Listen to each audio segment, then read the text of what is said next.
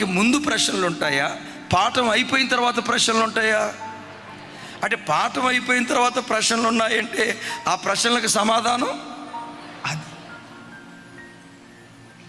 ఒక అద్భుతమైన మాట.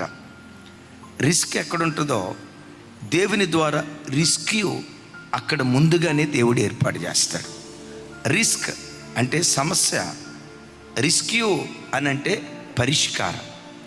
దైవజనమా నమ్మండి, మీ జీవితంలో ఏ సమస్య చేత మీరు పీడించబడుతున్నా సమస్య రాకముందే పరిష్కారాన్ని కూడా ముందుగానే దేవుడు సిద్ధపరిచాడు అని హృదయంలో నుంచి నమ్మండి.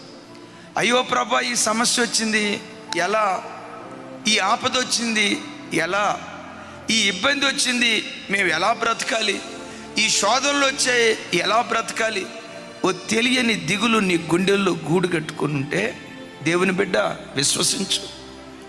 కనానులో కరువు రాకమునిపే ఆ కరువు కాలంలో యాకోబు కుటుంబాన్ని పోషించడానికి యోసేపును ఐగుప్తు దేశంలో ఆశ్రయపురంగా ముందుగానే దేవుడు సిద్ధపరిచాడు. కరువు వచ్చిన తర్వాత సిద్ధపరిచాడా, కరువు రాకమునిపే సిద్ధపరిచాడా? ఇక్కడ ఇశ్రాయేలీలు యూదులందరూ చంపబడాలి, ఈ మరణ శాసనం రాకమునిపే రాణిగా చేశాడా, మరణ శాసనం వచ్చిన తర్వాత రాణిగా చేశాడా? నీ జీవితంలో ఏ సమస్యతో నువ్వు కొట్టుమిట్టాడుతున్నా నమ్మో, నీ సమస్యకు ముందే పరిష్కారాన్ని కూడా దేవుడు ముందుగానే సిద్ధపరిచాడు. అయితే సిద్ధపరిచిన ఆ పరిష్కారం వెంటనే నీకు కనపడదు. సమయం వచ్చినప్పుడు దేవుడు దాన్ని బయలుపరుస్తాడు. కొన్నిసార్లు సమస్య వచ్చిన తర్వాత మనం చాలా కంగారు పడతాం. సమస్య వచ్చిన తర్వాత సమస్య వచ్చిందన్న సంగతి మనకు తెలిసింది. దేవుడు ఉన్నాడే, నీకు సమస్య రాకమునిపే సమస్య వస్తుందని ఆయన ముందుగానే ఎరిగాడు. ఎందుకో చెప్పమంటారా? ఆయన అనంత జ్ఞాని అయిన దేవుడు. అయ్యా, ఈ నీళ్లు చేదయ్యా, ఎట్లా మేము దాగేమయ్యా? మోషే కంగారు పడతా ఉంటే, మోషే ఎందుకు కంగారు పడతావు? ఆ చేదును విరగగొట్టే చెట్టును కూడా నేను ముందుగానే పక్కనే ఉంచా.